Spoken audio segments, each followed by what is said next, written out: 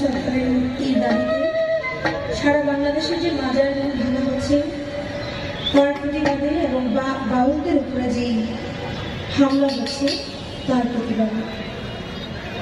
বেশি কথা বলবো না, সর্বশেষ আমি একটা কথাই বলবো, আল্লাহর সৃষ্টিকে কেউ কষ্ট দিয়ে আল্লাহকে সন্তুষ্টি করতে পারে না, এটাই আমার শেষ কথা। মহারাজ আবুল সরকারের মুক্তি চাই এবং মহারাজ আবুল সরকার তিনি আল্লাহর প্রতি কি অনুগত তার কারণ দিয়ে আমি বোঝাতে চাই। আরেকটি কারণ আমি চেষ্টা করছিলাম,